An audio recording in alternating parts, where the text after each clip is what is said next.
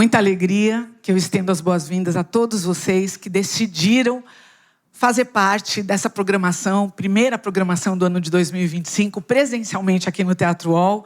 Eu também quero estender as boas-vindas a todos vocês que nos acompanham online. Nosso grupo online é muito grande e muito presente. Todas as semanas a gente recebe tantos relatos, tantas histórias de reconciliação, de transformação, de perdão, de graça. É lindo de ver como essa comunidade tem sido abençoada. E o ano de 2024 foi um ano muito especial para a comunidade. E eu quero compartilhar com vocês alguns números importantes. Nós terminamos o ano de 2024 com 41 batismos. E nós vamos começar o ano de 2025 já com 3 batismos lá no Rio de Janeiro.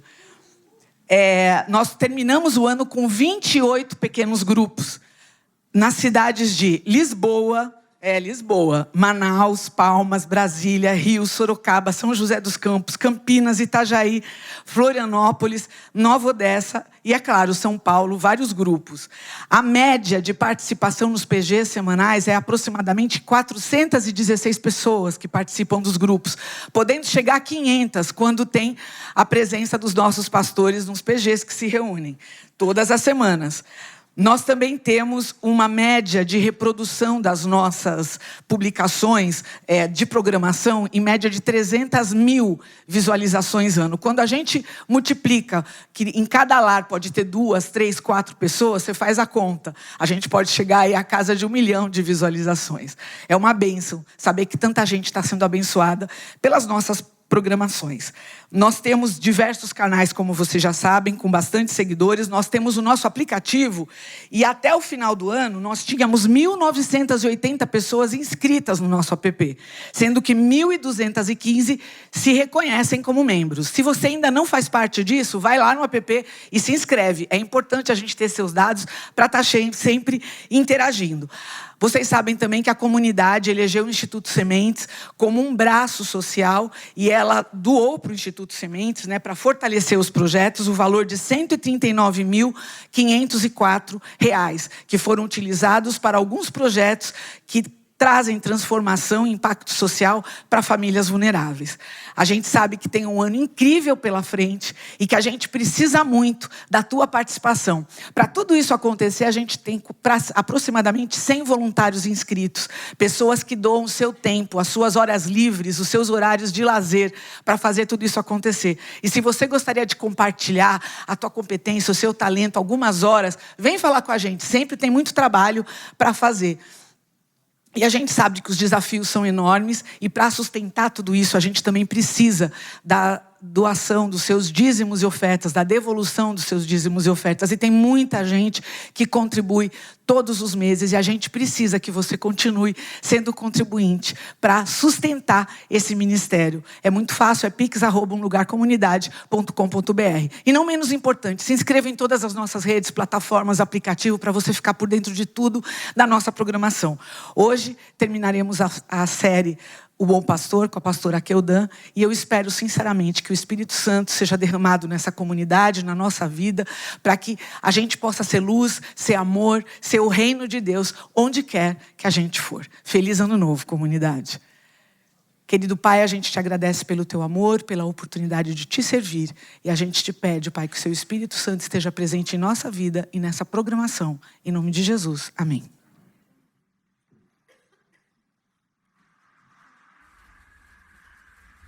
Maranata, ora vem, Senhor Jesus, sem demora, que o Senhor possa voltar e nos resgatar dessa terra. Vamos todos levantar e vamos louvar o nome do Senhor. Porque enquanto Ele não chega, nós continuamos a louvar o nome dEle, amém?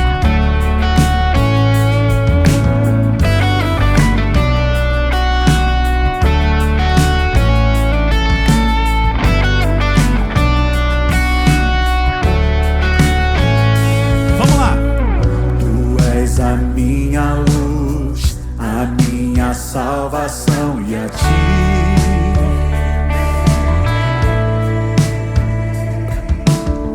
se ao teu lado estou, seguro em tuas mãos, eu nada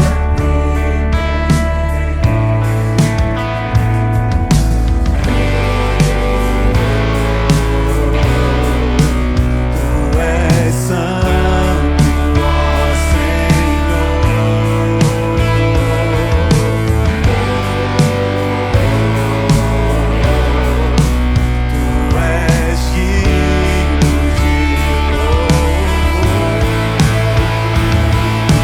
Só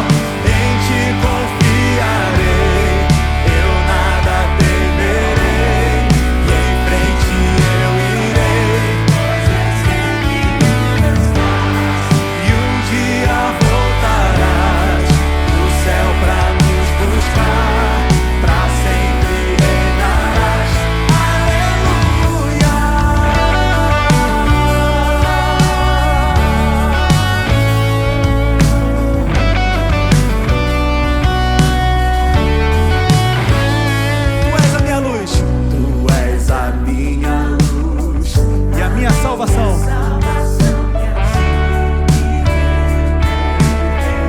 Se temos Cristo, não temos o que temer. Se ao teu lado estou, seguro em tuas mãos, eu Nada.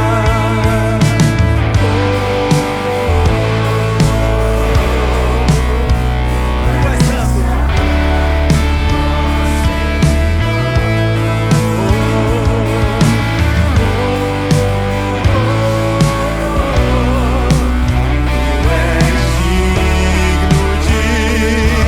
Digno de louvor,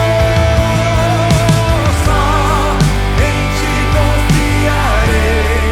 Eu nada pois eu sei que vivo estás e um dia voltarás do céu pra nos buscar, pra sempre reinarás. Aleluia!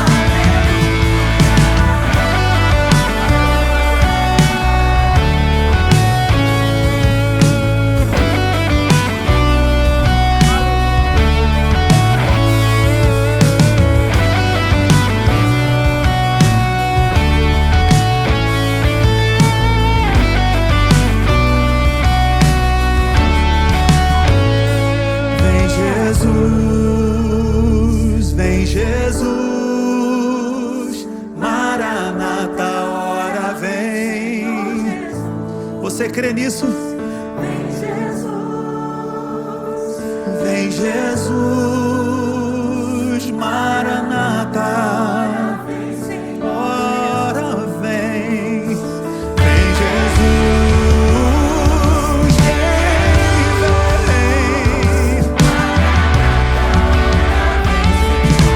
Hora vem,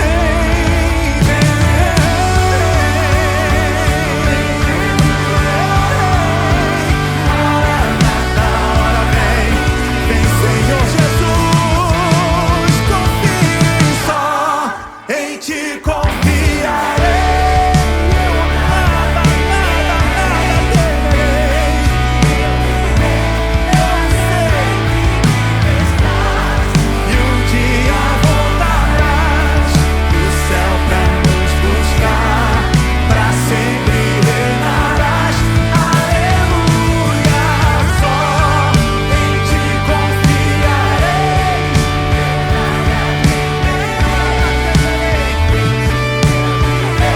Pois eu sei que vivo estás e um dia voltarás do céu pra nos buscar, pra sempre reinarás.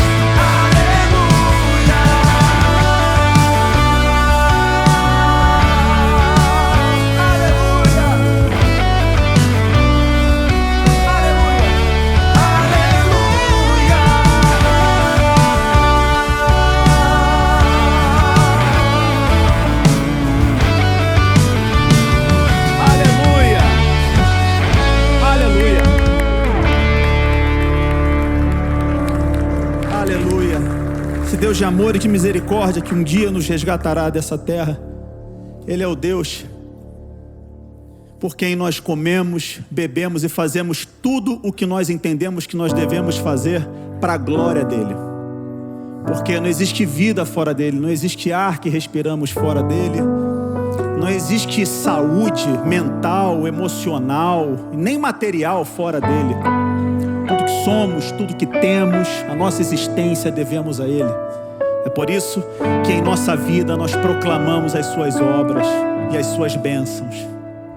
os céus proclamam as obras do Eterno, galáxias cantam de sua imensidão, e uma voz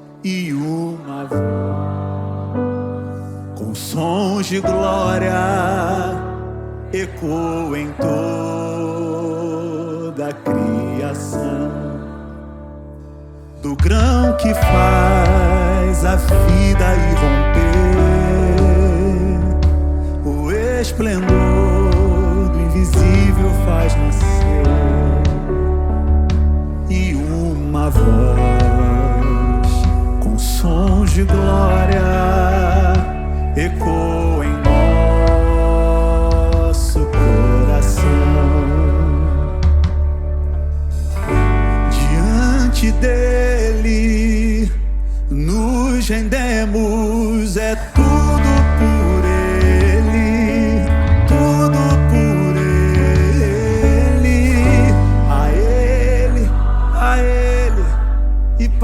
para sempre.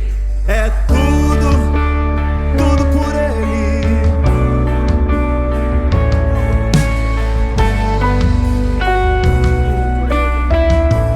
Tudo.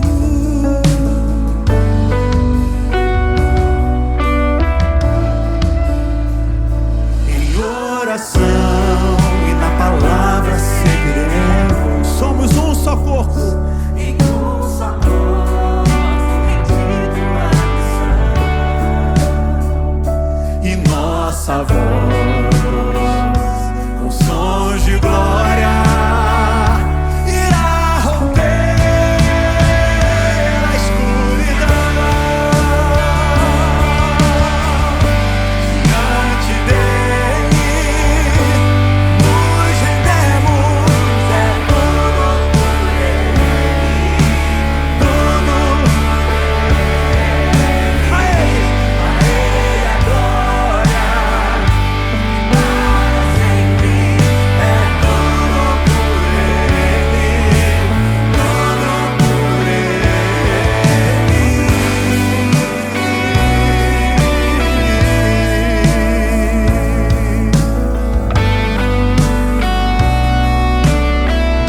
Por isso rendemos a Ele a honra e a glória. A honra. E que o reino seja em nós. o reino seja em nós. Em nós e nossa vida. Só por Ele, A Ele. a honra, a glória e o louvor. Que o reino seja em nós e nossa vida. A Ele. Que o reino seja em nós e nossa vida, e nossa vida. A Ele a honra, a glória e o louvor. Que o reino seja em nós e nossa vida. Diante dele nos rendemos. É tudo,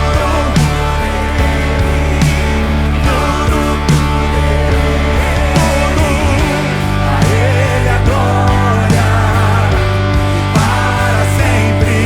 É tudo por Ele, tudo por Ele. A Ele a glória Para sempre.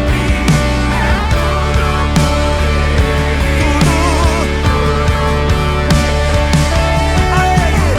a Ele a glória para sempre. É tudo por Ele,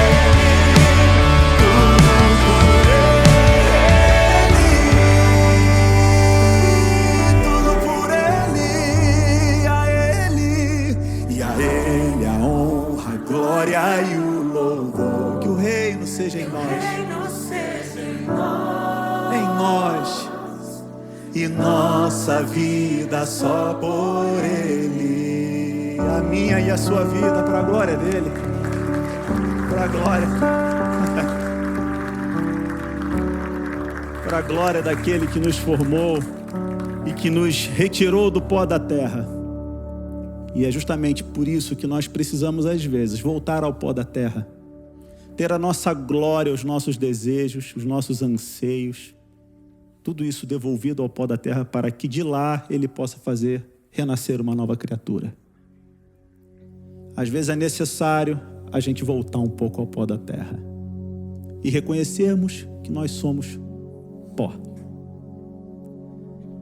E é dali que Ele vai fazer surgir uma nova profissão, uma nova família, uma nova vida, novas perspectivas, uma nova mentalidade, uma nova forma de enxergar o próximo. Que nós possamos sempre, sempre termos no nosso coração essa canção. Que nós não deixemos de ouvir a voz dele, que é a mesma voz que nos chamou à existência e que vai continuar guiando o nosso caminho até o dia que nós nos encontraremos definitivamente com ele.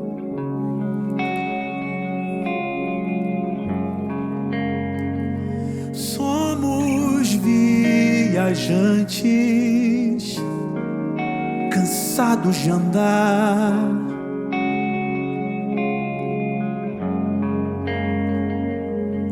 carregando o fardo da falta de um lar, que possamos ouvir tua voz ecoando nos corações. Lança ao pó nossa glória, faz o teu trono em nossa canção.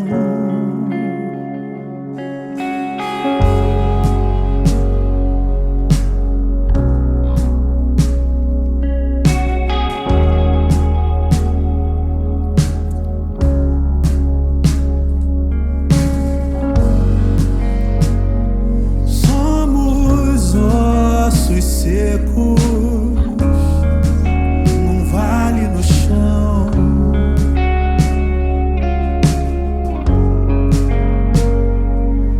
aguardando o sopro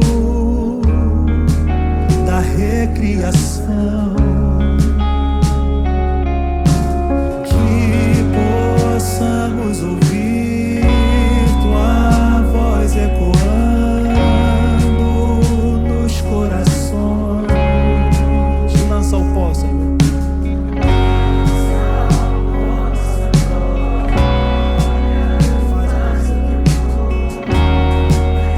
Nossa canção.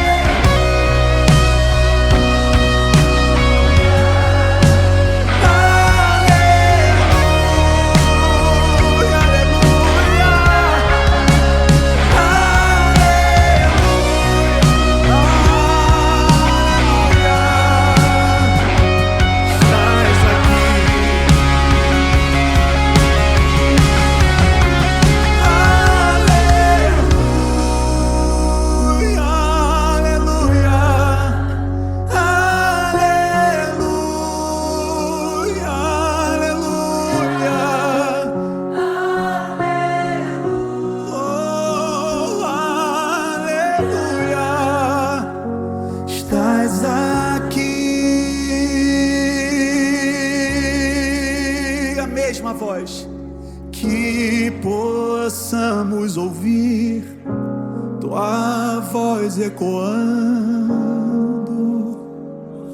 os corações, e lança ao pó nossa glória, faz o teu trono em nossa canção, que possamos sempre ouvir, que possamos ouvir tua voz ecoando nos corações. Lança ao pó nossa glória, faz o teu trono em nossa canção. Aleluia. Aleluia. Senhor Jesus, que o Senhor possa falar ao nosso coração nessa manhã, que a gente possa colocar o Senhor no centro da nossa vida, em primeiro lugar, e que a gente possa se assentar aos seus pés, Senhor, e aprender de Ti a cada dia, que a cada dia a gente possa tomar a melhor decisão, que é Te seguir. Em nome de Jesus, amém.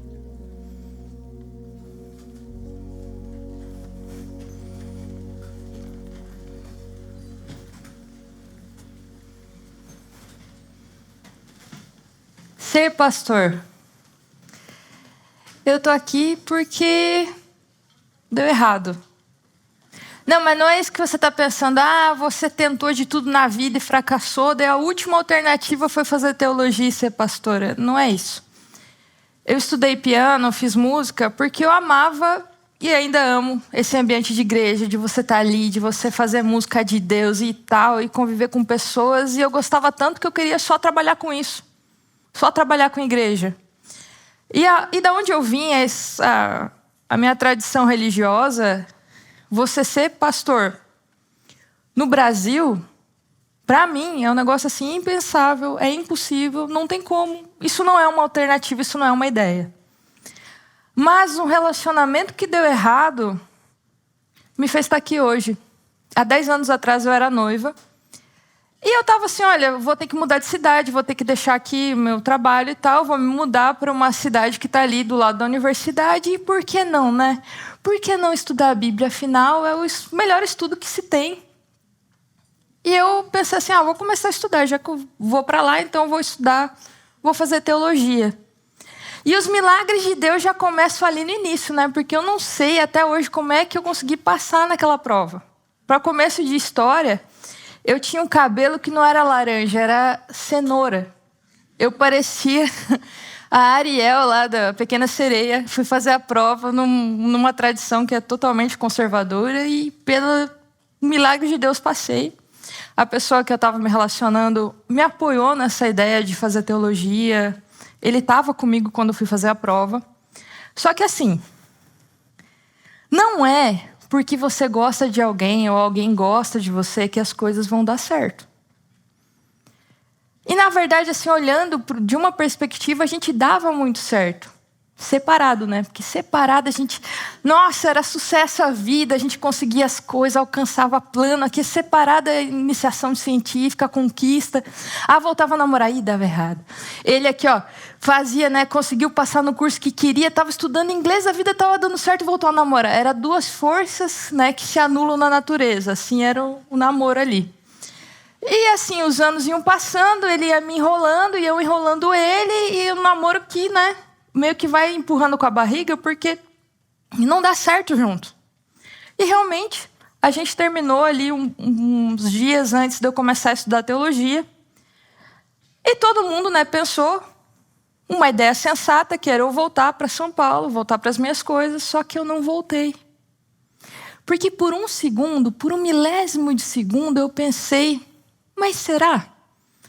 E se for da vontade de Deus que eu estou fazendo teologia? E se Deus me guiou até aqui para que eu faça teologia?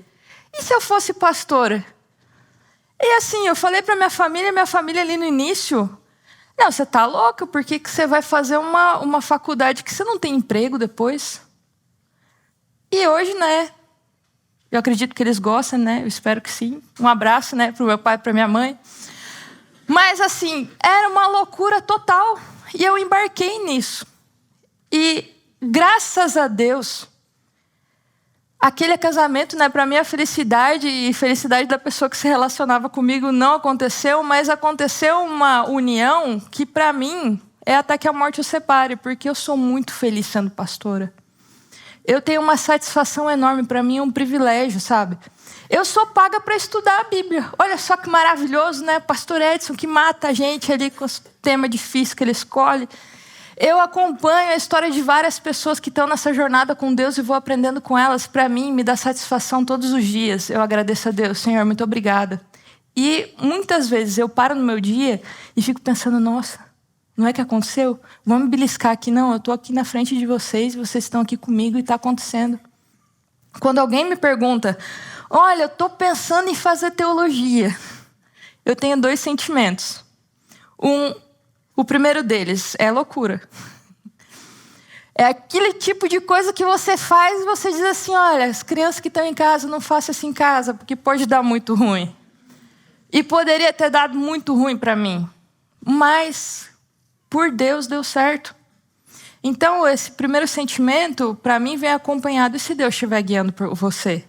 Porque se Deus estiver guiando você, se for da vontade de Deus, se Deus te abençoar, você vai ser tão feliz assim como eu sou extremamente feliz.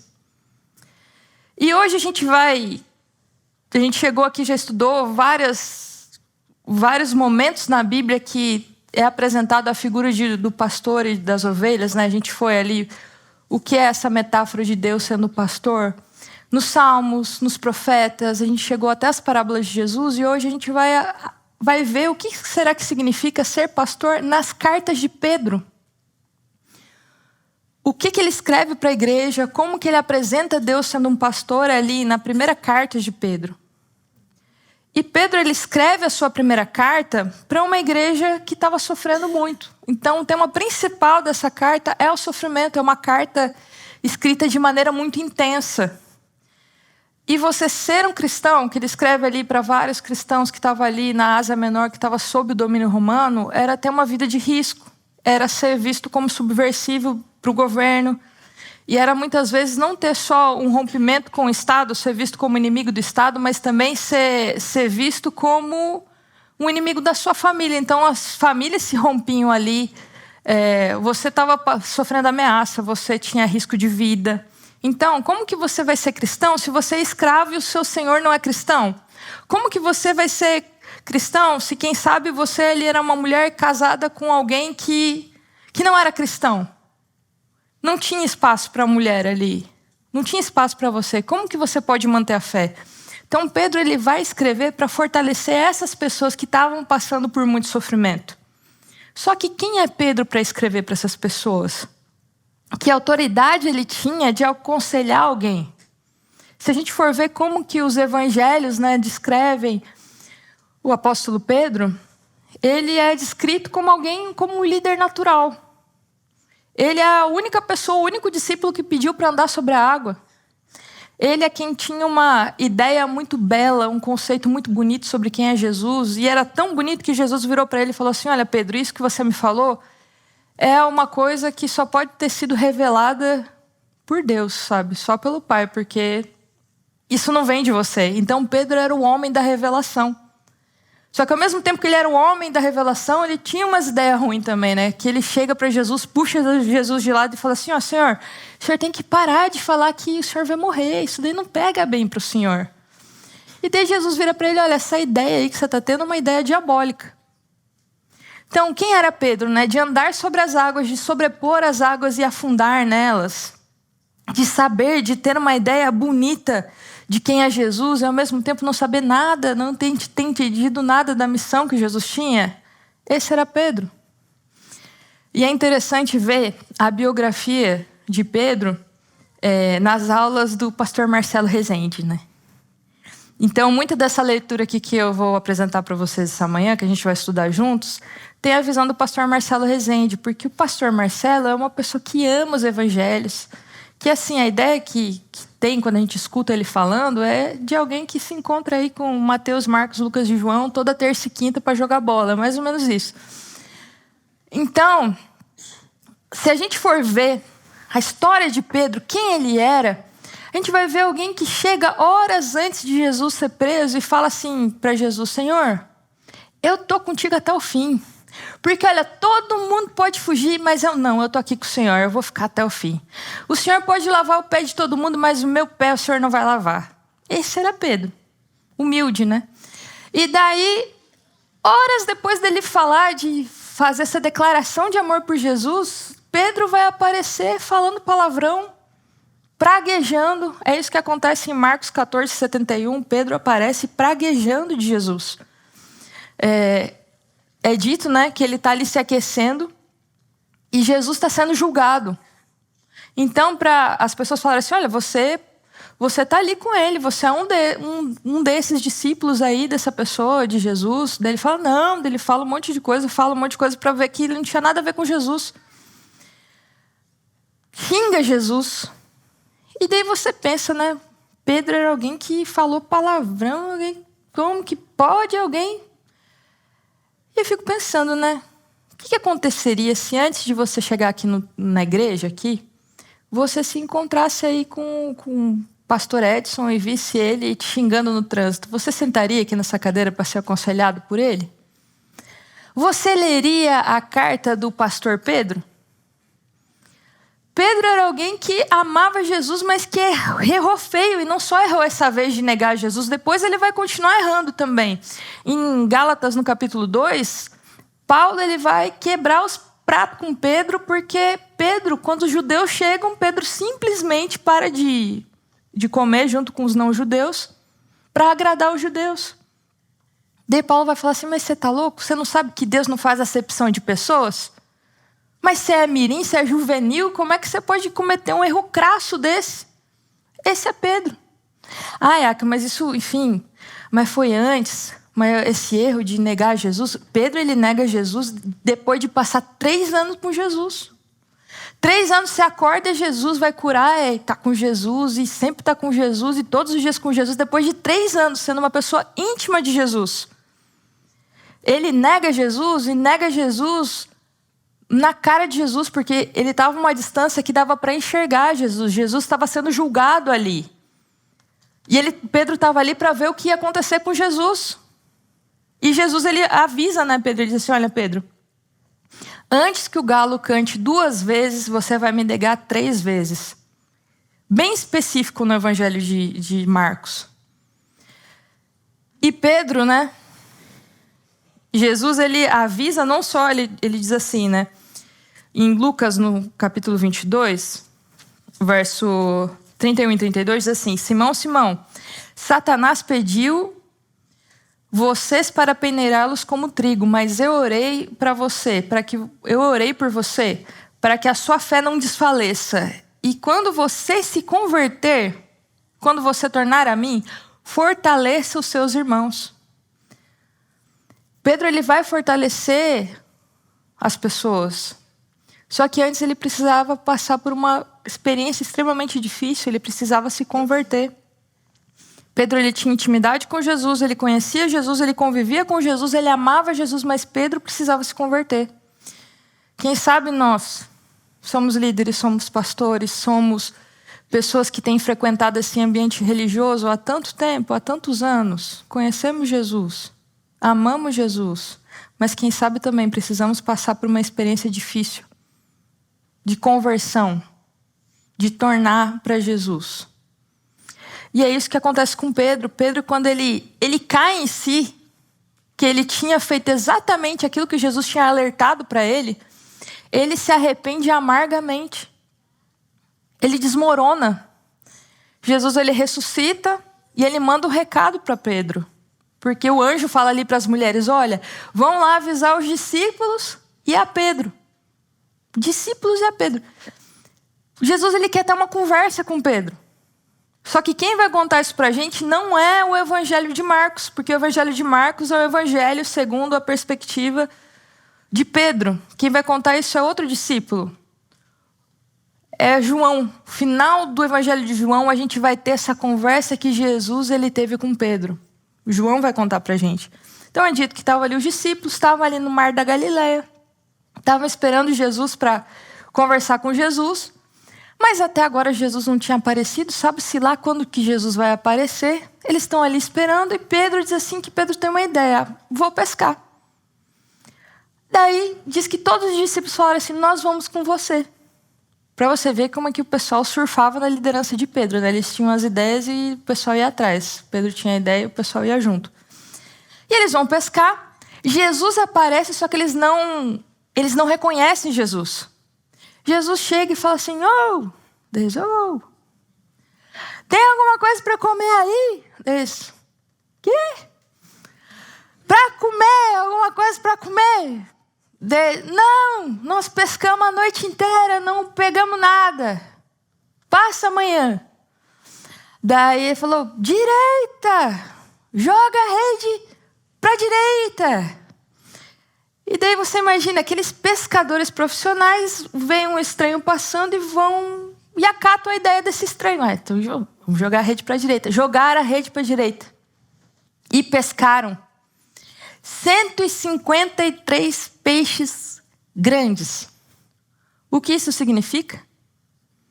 Pergunta para o pastor Marcelo, que é brother de João, ele vai dizer para você o que isso significa. Com aquela pesca ali sobrenatural, João ele entende que o estranho ali não era estranho, era Jesus, porque essa mesmíssima coisa tinha acontecido 3 anos atrás, uma pesca ali miraculosa. E ele avisa, João avisa para Pedro, ele diz assim, olha, Jesus está aqui, é ele. Pedro, eu não sei porquê, estava pescando pelado. Pedro era um senhor, assim, já de idade. Porque naquela época, você ter 30 e poucos anos, 40, você já estava se encaminhando para o final da vida. Pedro era um velho vida louca, que pescava à noite pelado. João avisa para ele assim, olha, Jesus está aqui. Ele pega e veste uma roupa e vai encontrar com Jesus. E ele vai arrastando aquela rede pesada, sabe? Assim como ele estava arrastando a culpa dele, que estava pesada. Ele sabia que tinha errado. E Pedro, ele é muito que nem a gente, né? A gente quer mostrar serviço, a gente quer mostrar que a gente está com Jesus e vou fazer alguma coisa para Jesus. Só que Pedro não precisava fazer nada para Jesus, porque na verdade é Jesus que já tinha feito algo para Pedro. Ele já tinha preparado a refeição para ele. E ele estava ali com os peixes na brasa. Aquelas brasas, elas lembravam outra situação, outro cenário que Pedro tinha vivido. Um cenário de brasa, de fogueira. Naquele cenário, Pedro tinha negado Jesus 3 vezes. Agora, outras brasas e uma outra fogueira. Pedro não ia negar Jesus 3 vezes, mas Pedro ia afirmar o seu amor por Jesus 3 vezes. Cada vez que Jesus perguntava para Pedro, Pedro, você me ama? Era seguido por um pedido de Jesus, apacenta, cuida das minhas ovelhas.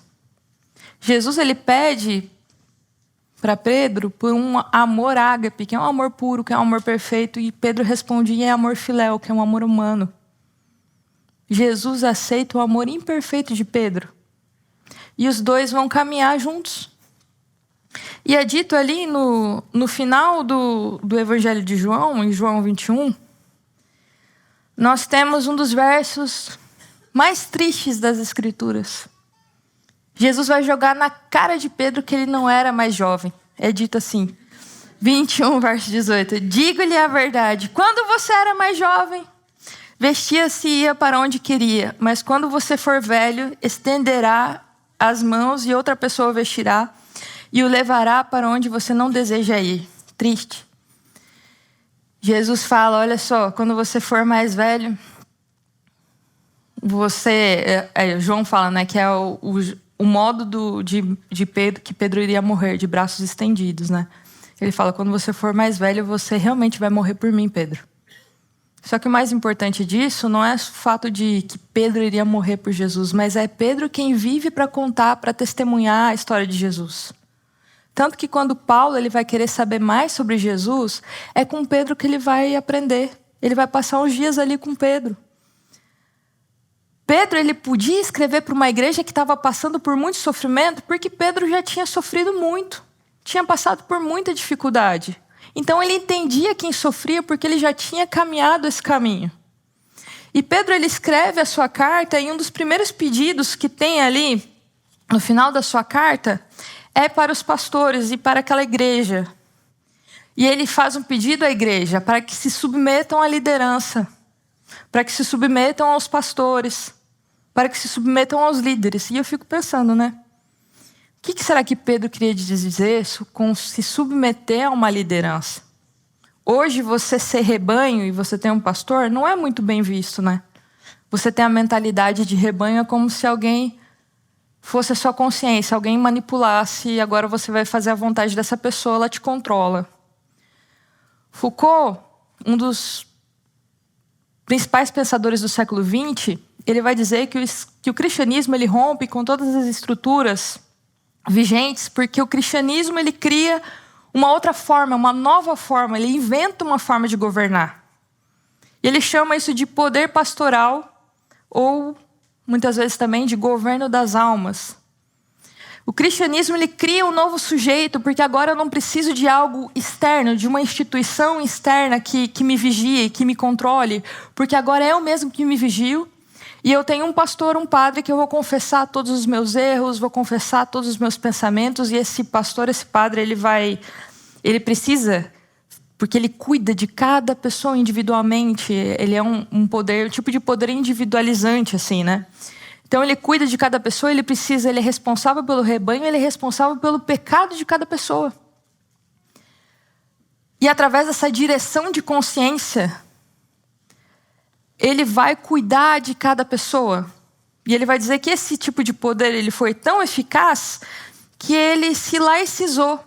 Ele saiu dessa esfera religiosa, ele invadiu, por exemplo, a esfera que o Estado controla os indivíduos. Ele cunha o termo governamentabilidade, que é principalmente diz respeito ao controle, à direção de consciência. Será que é isso que Pedro queria dizer? Se submeter a uma liderança é obedecer o que alguém fala e seguir aquilo que alguém fala, é não pensar e é só seguir aquilo que a pessoa fala e a outra pessoa vai me controlar? Será que é isso que Pedro quer dizer? O que significa se submeter a uma liderança? O que significa exercer o pastorado? Será que é esse governo, esse poder pastoral que Foucault queria dizer? O que Pedro escreve no final da carta? É dito assim: portanto, apelo para os presbíteros que há entre vocês, e o faço na qualidade de presbítero, como eles e testemunha dos sofrimentos de Cristo, como alguém que participará da glória a ser revelada. Pastoreiem o rebanho de Deus que está aos seus cuidados. Olhem por ele, não por obrigação, mas de livre vontade, como Deus quer. Não façam isso por ganância, mas com o desejo de servir. Não ajam como dominadores dos que lhes foram confiados, mas como exemplos para o rebanho. Quando se manifestar o Supremo Pastor, vocês receberão a imperecível coroa da glória. Da mesma forma, jovens, sujeitem-se aos mais velhos. Sejam todos humildes uns para com os outros, porque Deus se opõe aos orgulhosos, mas concede graça aos humildes. Portanto, humilhem-se debaixo da poderosa mão de Deus, para que Ele os exalte no tempo devido. Lancem sobre Ele toda a sua ansiedade, porque Ele tem cuidado de vocês. Estejam alertas e vigiem. O diabo, o inimigo de vocês, anda ao derredor, como leão rugindo e procurando a quem possa devorar. Resistam-lhe, permanecendo firmes na fé, sabendo que os irmãos que vocês têm em todo o mundo estão passando pelos mesmos sofrimentos. E o Deus de toda graça, que os chamou para a sua glória eterna em Cristo Jesus, depois de terem sofrido durante um pouco de tempo, os restaurará, os confirmará, lhes dará forças e os porá sobre firmes alicerces. A Ele seja o poder para todos sempre. Amém. Pedro, ele diz aqui, ele vai contrapor o tema do sofrimento com a glória. Anda em dupla, né? Sofrimento e glória. Ele fala que esse tipo de glória, ele fala glória imarcessível. É uma glória que você não pode comparar, é uma glória que não murcha, que não perde seu valor. Não existe nada que se compare a isso. E ele vai dizer que para isso, para você caminhar com Deus, ele diz assim, olha, se submetam à liderança. E qual é o jeito de exercer liderança na igreja? Ele diz assim, ele coloca 3 negativas, 3 modos que você não pode exercer liderança e 3 modos que se deve exercer a liderança. Ele diz assim, não por obrigação, não por ganância e não como dominadores. E ele coloca 3 formas de exercer: de livre vontade, com desejo de servir. E ele coloca uma responsabilidade aqui também, sendo exemplo. Então, como que se deve liderar? Sendo exemplo. O seu discurso tem que estar alinhado com a sua vida. Não dá para você chegar e subir, isso é uma coisa, e viver de outro jeito. Ele diz assim, não por obrigação. Quando você é coagido a exercer a liderança, isso não é bom, porque você vai lá e meio que é forçado, você não faz de coração. Não por ganância, porque quando você olha com alguém buscando lucro, você não enxerga a pessoa, você está vendo um cifrão ali no olho da pessoa. E não como dominadores. A palavra que Pedro usa aqui é a mesma que aparece em Marcos 10, que diz assim, que Jesus fala em Marcos 10, 42 a 45. Jesus os chamou e disse, vocês sabem que aqueles que são considerados governantes das nações as dominam, e as pessoas importantes exercem poder sobre elas. É daqui que Pedro tira essas palavras, né? Não será assim entre vocês. Ao contrário, quem quiser tornar-se importante entre vocês deverá ser servo. E quem quiser ser o primeiro deverá ser escravo de todos. Pois nem mesmo o Filho do Homem veio para ser servido, mas para servir e dar a sua vida em resgate por muitos. Qual é o método, qual é o modo de liderança de Jesus? É o serviço. É líder, exerce liderança quem serve os outros e assim fortalece os outros em Cristo Jesus. Esse é o modelo de serviço. Quando a gente pensa em se submeter a uma liderança, a gente já pensa numa pirâmide hierárquica, uma estrutura de poder hierárquica que quem está em cima oprime quem está embaixo. Só que não é assim que Jesus fala. E Jesus diz que o jeito de liderar de Deus é diferente do jeito de liderar dos governadores. Aqui Pedro ele fala também que os mais jovens têm que se submeter à liderança dos mais velhos ou dos pastores. Quando ele diz isso, é como se quando você se submetesse à liderança, você ganhasse um irmão mais velho. Não é um tipo de poder despótico que existe, mas quando alguém é chamado para pastorear, quando alguém é chamado para liderar, assim como Pedro foi chamado, ele está sendo chamado a construir uma caminhada com você, uma caminhada amorosa, porque assim, quando você está num lugar, você é novo, é natural que você passe a imitar alguém que está ali há mais tempo, que tem mais experiência. Então, por isso que Pedro fala, né? Tipo, para você procurar os mais velhos. Não que ser mais velho é dizer que você tem mais maturidade, né? Mas você está ali, tem alguém que já está há mais tempo que você reconhece essa pessoa, você reconhece a história dessa pessoa, você reconhece a caminhada que essa pessoa tem com Deus. Então, a pessoa vem ali e te propõe uma coisa, você vem e traz uma coisa, e vocês dois vão juntos caminhar. Esse é o modelo de liderança. É assim que Pedro foi chamado a pastorear. Por isso que ele fala que não pode ser por ganância, não pode ser por força, não pode ser com presunção, não pode ser... Enfim, é assim que Pedro diz que deve se exercer liderança. E quando eu vejo, por exemplo, a figura de Jesus, eu nunca vi Jesus correndo atrás das pessoas e fazendo interrogatórios assim para cavar e fazer a pessoa confessar coisas. Não é assim que Jesus faz. Ou para dominar e controlar a pessoa. Jesus, ele sempre, né, trabalha com o vinde arrazoemos, né? Ele chega para a pessoa, apresenta uma coisa assim, e você, como é que se interpreta isso? Ele fazia as pessoas pensarem. Então, se você está em uma igreja que você não pode ter senso crítico, você não pode questionar os cultos, a igreja não te ensina como estudar a Bíblia, ela só impõe coisas, isso não é uma igreja de Jesus, porque a igreja de Jesus você tem que pensar.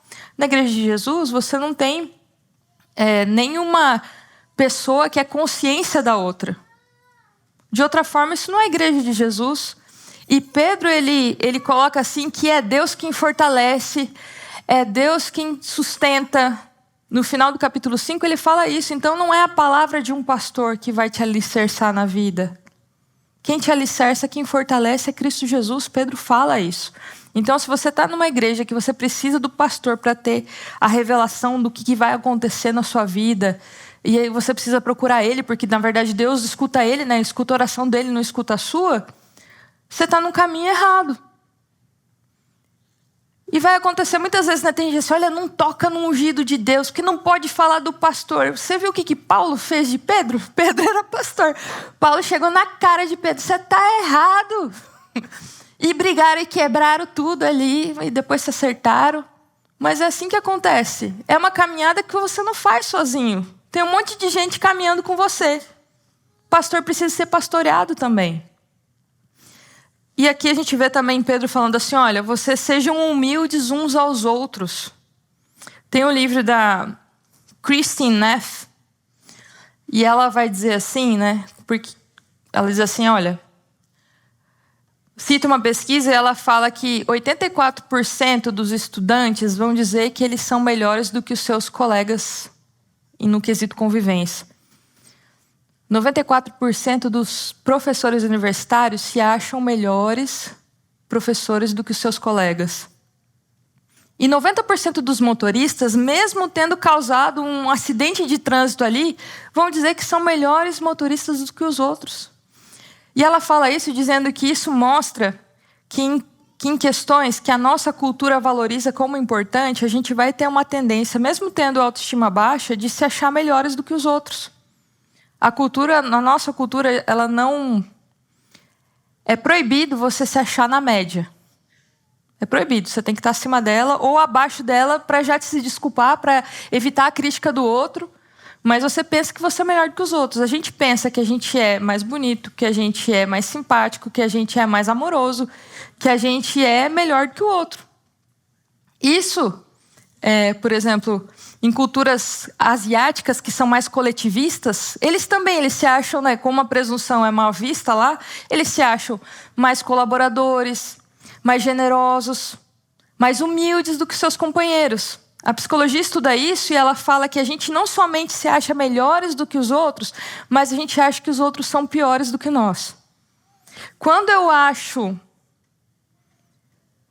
eu me pergunto, né? Será que eu sou uma boa pastora? Eu já olho e já digo assim, não, é lógico que eu sou. Sou ótima. E se você perguntar para você, será que eu sou um bom líder? Será que eu sou uma boa ovelha? Mas é lógico, porque isso é uma coisa que é importante na nossa cultura. Mas quando eu me acho melhor do que alguém, eu não posso pastorear essa pessoa. Porque além de eu não ter uma visão real sobre mim, eu não vou conseguir olhar para o outro e ter empatia pelo outro, porque eu me acho melhor do que o outro. E Pedro ele vem falando assim, é para ser humilde uns com os outros. Das 7 coisas que Deus mais odeia na Bíblia, lá em Provérbios 6, a primeira é ter um olhar orgulhoso sobre o outro. Então, se você faz parte de uma igreja que promove esse ambiente de se achar melhor que o outro, de obter, de ter a verdade, de deter a verdade, sinto muito em dizer, mas você está numa igreja errada. Você está num caminho errado. Eu não quero ter uma postura pastoral, eu quero ser alguém real. E eu não procuro ouvir mais sermões que não me dizem nada, mensagem que não me diz nada, que está totalmente fora da realidade, porque busca só ter uma palavra bonita e uma postura pastoral. Eu quero ser pastoreada por pessoas reais, com histórias reais. Com pessoas que, apesar de muitas vezes não acertar 100% sempre, sejam pessoas que façam de tudo para amar, seguir e continuar servindo o Senhor Jesus. O chamado de Pedro não é para controlar ninguém. O chamado de Pedro é para amar as pessoas. E esse é o seu e o meu chamado também. Senhor Jesus, hoje a gente conversou que a gente precisa de conversão. A gente precisa voltar para Ti. E a gente precisa, Senhor, caminhar aprendendo uns com os outros. Que a gente aprenda nessa caminhada. Que a gente aprenda a ser humilde, que a gente aprenda a caminhar em comunhão, que a gente aprenda a exercer uma liderança que seja pelos motivos certos, Senhor. Não por ganância, não como dominadores.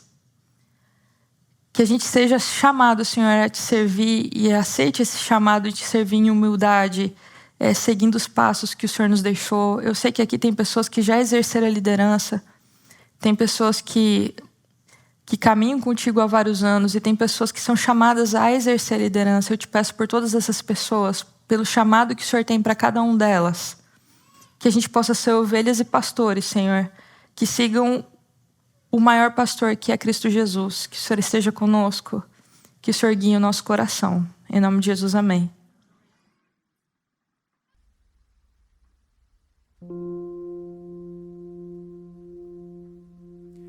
Cristo é meu pastor, nada faltará. Seja onde for, sempre guiará. Ainda que eu andasse pelo vale de morte e escuridão, eu não temerei. Cristo é meu pastor, eu não temerei. Tu estás comigo, eu não temerei. Tu és meu pastor.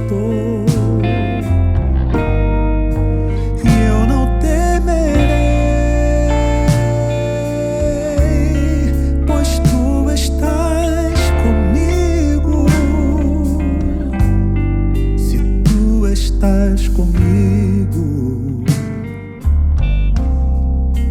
tu és meu pastor. Cristo é meu pastor, nada faltará. Seja onde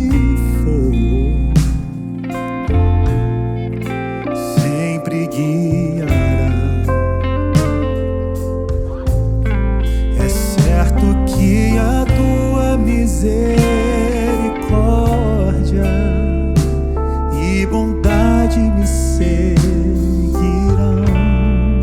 e eu habitarei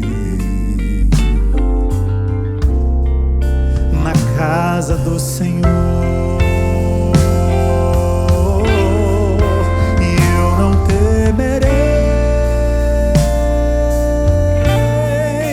Tu estás comigo,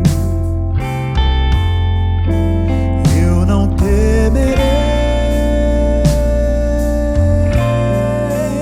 Tu és meu pastor e eu não temerei, pois tu estás comigo. Se tu estás comigo, tu és meu pastor e eu não temerei. Tu estás comigo, eu não temerei. Tu és meu pastor e eu não temerei, pois tu estás comigo. Se tu estás comigo, tu és meu pastor. Tu estás comigo, tu és meu pastor. Ele está comigo,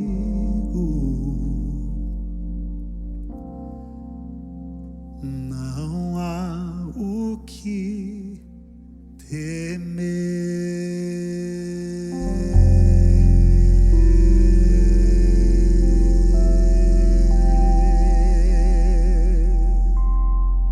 Que o Senhor te abençoe e te guarde. Que o Senhor faça brilhar o rosto sobre ti, tenha misericórdia de ti. Que o Senhor sobre ti levante o seu rosto e te dê a paz. Obrigada por ter vindo. A gente se encontra semana que vem.